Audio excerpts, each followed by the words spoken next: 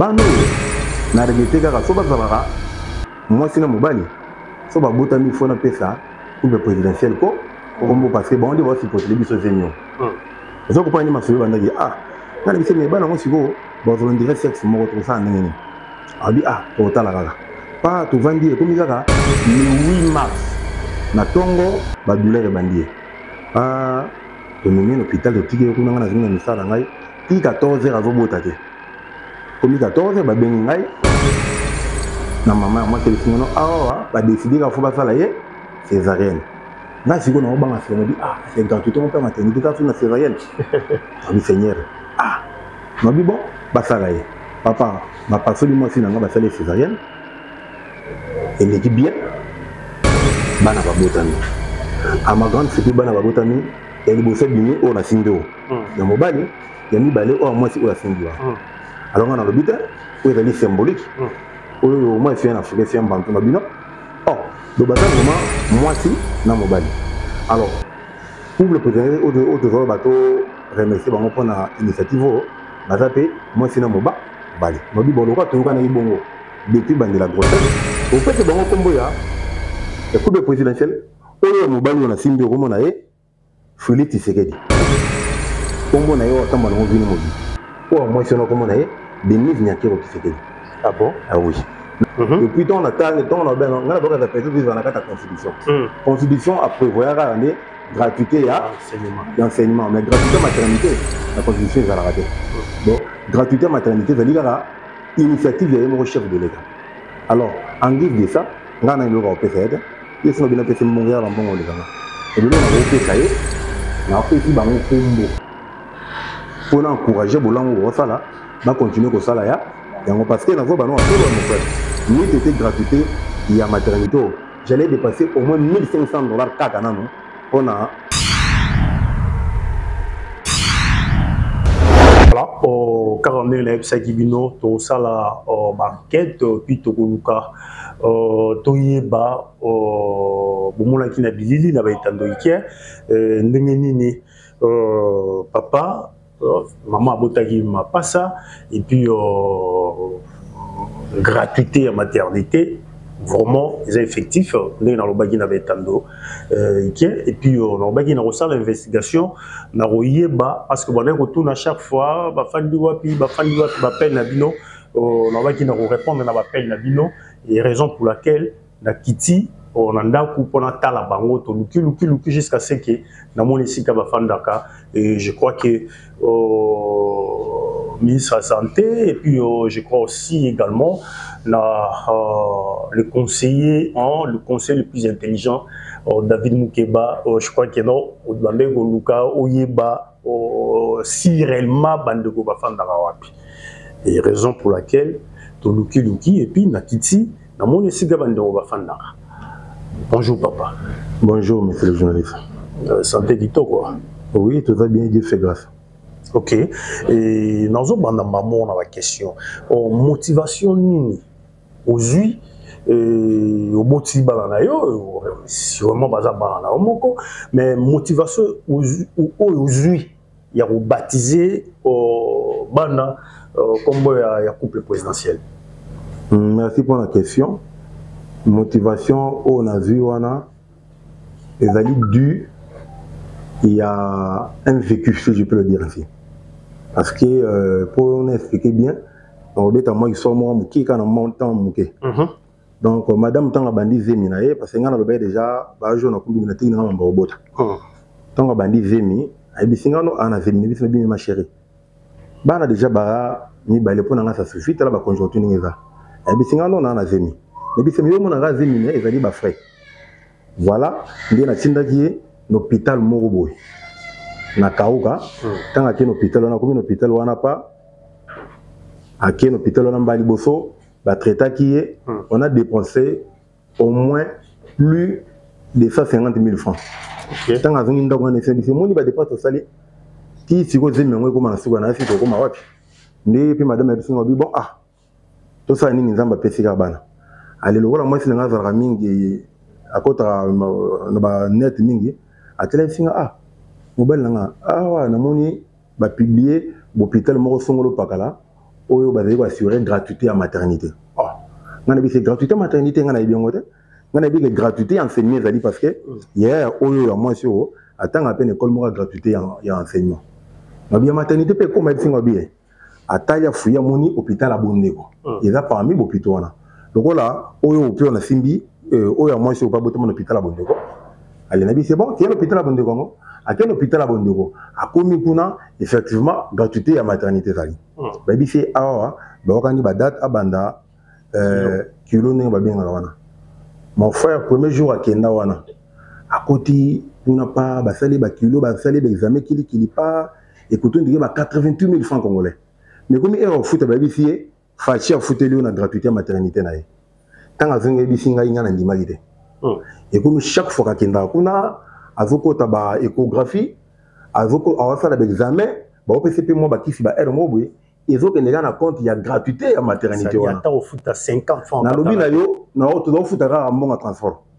Et bi que na vie bon man bi c'est ma chérie c'est pas vrai. O maman tout le monde en a pas tout. À côté ba bi c'est faut à côté échographie. À côté échographie pas il risque que baza ba jumeau.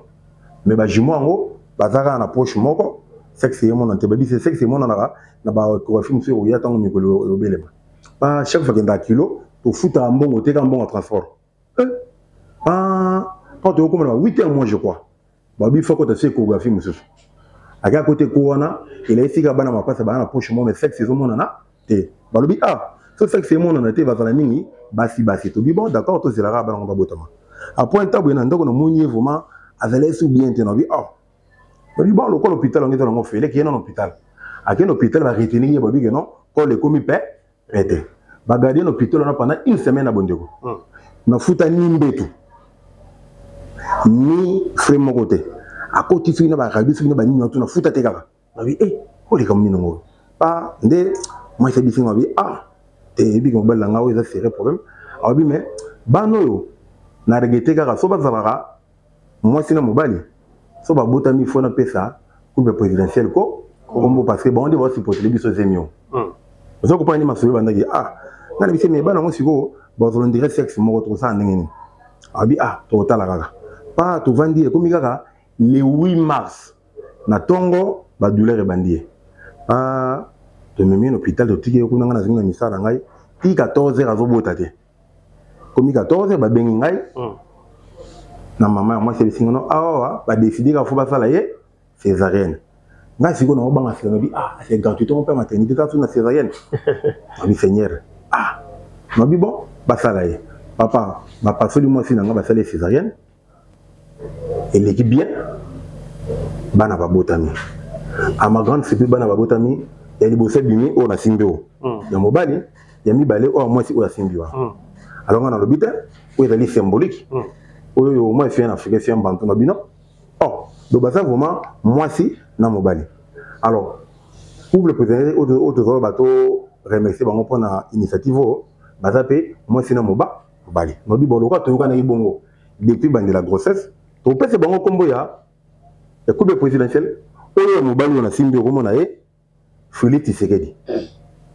Kombo na yo tamba no vini mobimba. O moi si na ko mona e Denis Nyakero Tshisekedi. Ah bon? Ah oui. Na pesi bango kombo to non pour na flatter non. Na nga pe muto nzalate na loka nga vu nga na bonifier technicien. Mais na pesi bango kombo pourquoi parce que ba président tout ba légal na Congo. Nanu ba la biso masolo ya gratuité au la maternité. Et puis on attend on a ben on a pas fait tout dans la constitution. Constitution a prévoir année gratuité à enseignement mais gratuité maternité la constitution est à la rater. Donc gratuité maternité ça dit initiative il y a un chef de l'État. Alors en guise de ça on a le au PCD il y a bien PC mbongo ya mbongo le kanga. Et là on a au PCD na PC bango kombo pour encourager bolango ça là va continuer comme ça là ya parce que dans un solo mon frère ni était gratuité il y a maternité j'allais dépasser au moins $1,500 kaka nano pour na césarienne ya bana mapasa. Ça dit yango ça dit motivation au pesa couple présidentiel combo. Yango nde la pesa couple présidentiel combo. Na pesa nga bango combo te ko pour chercher un intérêt matériel non. Na pesa bango combo pour na ko reconnaître bolamo bango basali na vie na ngai. Vous comprenez en tout cas gratuité maternité et contribuer à la vie na ngai na couple na ngai na foyer na ngai la gratuité de maternité contribuer parce que mbongo nga nga na dépenser pour na périple tout ya grossesse. Na mbongo nga na dépenser na césarienne herbe na babotami. Au moins te permettre nga bana balia fufuti bakolo. Parce que bana on dit bazana nga na mulu baso déjà bakomi na trauma bako mola fufu. Biso za bako mola fufu ka bilo on a vu bango bandolia. Mais déjà arto yo chef de l'état c'est na moi sinaye. C'est à féliciter. Et puis, quand on a la vidéo, les gars, il y avait Tando. Et parmi les appels aussi, Tozoaki. Au Lubaï, comme nous sommes des Bantous, il faut payer ça. Mokonzambo, quand on peut couper présidentiel, moi, Kazé, moi, 20 mouquets. Bon, na sali bon pourquoi? Bisous, toi, Bantou d'abord. Je voyais ça chez mes parents à Palais. Faut peut-être mutumogo ma pesi kombo et pas na biso na ndenge ya chilu ba wole bisanga na ka bebe ko lote mezala so o pesi mutu kombo avant mutono ndima kombo yo somba moi ba bien moko boye o ke ne ko pesa ye ya zyango si ma yepe ayo ndima ko kombo parce que le kombo c'est symbolique le nom c'est un esprit le nom c'est un esprit au moins même ba juif ton ba pesa mutu kombo ka ne au Paul de Tarse. Donc c'est un esprit mobile alors esprit na bango et esprit ya kombo na pesi bango ça kombo ya accompagner bango vie na bango mobile alors ils ont mot sérieux pour nga ils événement pour nga pourquoi na bien événement nga na mona limité na boto mina limité na koli na limité chef de l'état aza mona limité na bundi combat oyo na limité. Est-ce que vous comprenez? Initiative où il y a gratuité à maternité et où il n'y a pas y a moins à limiter parce que le chef de l'État a moins à limiter. Est-ce que vous comprenez? Donc là, je me dis ceci, combat on a bundé combat pour la tina. Parce que si on a bundé combat, il y a qu'on pouvoir ou tout ça que ndé n'engaine à jouer na avantage à gratuité à maternité donc il y a moi en guise de reconnaissance. Moi je fais ce que je fais là donc na sombagi déjà kazi na moko ya sucré na kazi na moko ya masanga et puis na za na damjan na moko ya vin o bilo wana na sombi za na palais oyo na okende na pesa bango à titre symbolique si ma bango boyo ndi makombo ba monde bandoyi na bango donc je l'ai fait sans motif matériel non je l'ai fait parce que musalo bango basali na gratuité à maternité wana ils ont mérité ba couronner yango parce que dans le pays on doit commencer quelque part. N'arrive à me belé faut pas bon mais déjà auto basali et ça auto social très profond aux photos félicitant. OK. Voilà, on a le baraka coordonnateur il y a gratuité à maternité na Kinshasa Mobimba. Je crois que Tokota dit déjà en contact que vous avez la posa au Mona Bana, je crois les gars là on a dit qui on a okita sur le terrain. Et pour que naïeba réellement bafanda wapi et puis Dieu merci na trouver place bafanda et aussi j'interpelle directement le Dirkaba André Wameso, je crois aussi vous avez aussi posé des questions sur ça et le Bogindenge Papa Lobby vraiment ça montre à combien de fois Mokonzamboka Bakongomani Bakolinga Mingi et puis ça montre combien de fois que non Bakongolais Bako jouir jouir vraiment la gratuité enseignement et puis la gratuité maternité n'est pas Utsigoloba ça dit il y a la double brassard gratuité il y a maternité et puis la gratuité il y a enseignement et aussi le Monabou du chef je crois émission au monde parce que vous m'avez aussi demandé ça on va faire par tous les moyens pour que l'émission est comme là voilà papa ni ça par rapport à Mayona Tunyote. Merci d'abord. Je vais d'abord d'emblée remercier une fois de plus les chefs de l'État pour l'initiative de gratuité à maternité. So moni un vaillant homme, c'est que na il y a une vaillante femme, une femme sage. Il doit me Zambo azuri à gratuité à maternité, vous t'inquiétez pas moi sinaye. So moni mobile mo za décision mo na mo ibo c'est que na moi sinaye na butu ba soya na moi sinaye. Na remercier première dame maman Denise on a pris comme parce que la minute première dame a comme moi na mobile naye. Donc na remercier bana na ngai na initiative na bango gratuité à maternité parce que laissez-moi vous dire Congo oyo eza munene na tambolaki je me regarde chikapa mabele eza ebele il faut to bota bana ebele faut to tonisa mboka pour votre information ndenga za wana soka moi ba protesili il faut surtout matcha si bazeli na ngai. Voilà. Vraiment, on dit que de la fondation Denis Nyakero, je crois qu'on va aussi faire par tous les moyens pour que M. Komelayo, je te salue, vraiment, coordonnateur de la fondation Denis Nyakero, un jeune, ça dit jeune, mais la responsabilité est très lourde. Très lourd. Et je pense aussi directement le directeur Bob Akombe. Bob Akombe, c'est lui qui est le directeur de protocole du chef de l'État. Bob Akombe, et je crois que au lobby, au Lobarango, qui est notre côté, Barobeta Masolo ya Mokonzambo, Katope côté Masolo Mokonzambo Kezali, vous avez trop sensible. Voilà. Bob Akombe, et je crois que non, vous allez bien, ce qu'on facilite aussi, et qui couple Oyo va réjouir la gratuité et pour qu'il y ait vraiment Mokonzamboka Rozala vraiment Malam Mingi Bob Akombe, le directeur de la protocole au chef de l'État, et je crois aussi merci aussi pour la confiance que vous me donnez, merci beaucoup.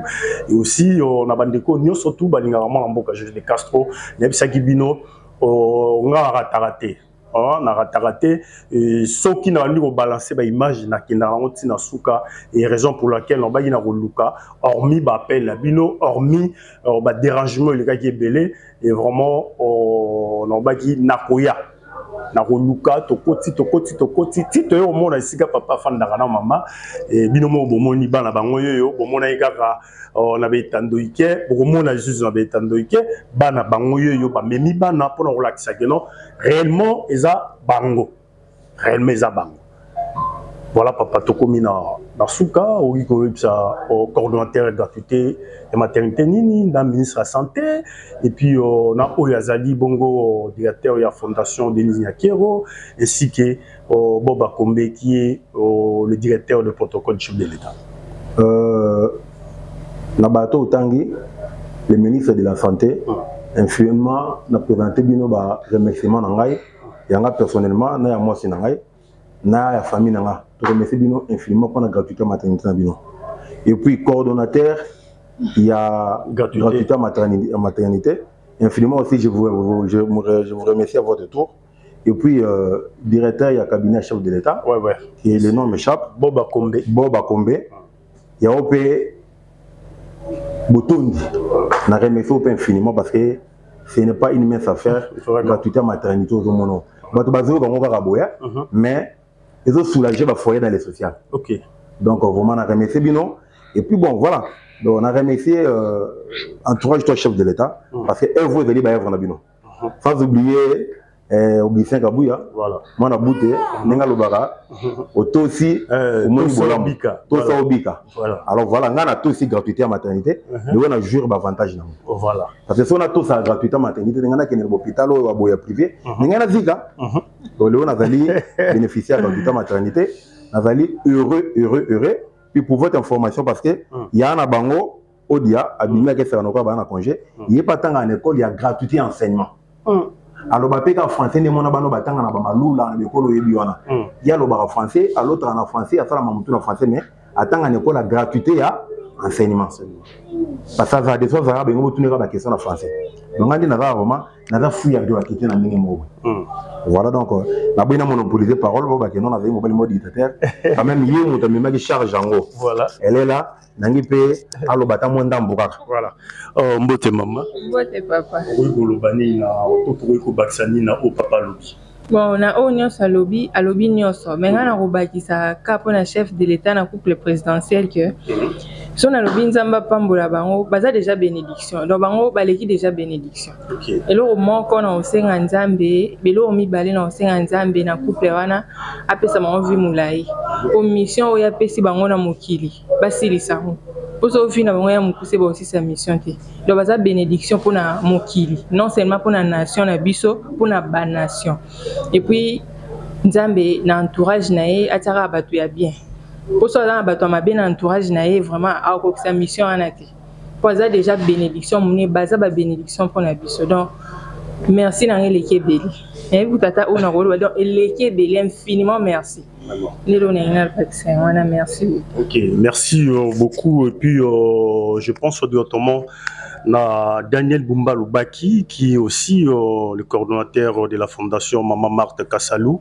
De bonnes choses à vous. Et puis, candidat gouverneur et à vie province à Kinshasa, Daniel Bumba Lubaki. Merci beaucoup. Et je pense aussi directement à Rufin Kisombe, et je pense aussi à Papi Kelly, et pourquoi pas aussi à Charles Mbongo contre Mbongo, Agence Assure. Je pense aussi à vous. Je pense à Papi Atunga, les Grands Gilois. Je pense à Luca Lucas, la terre Jésus-Christ. Et Ngambela Malakati à London. Babiso Komi, London, le côté Ngambela Mate, c'est Goya Ginagati à London. Voilà, nous sommes arrivés vraiment pratiquement à la fin de notre émission. On se retrouve déjà demain pour un nouveau numéro. Merci. Bye bye.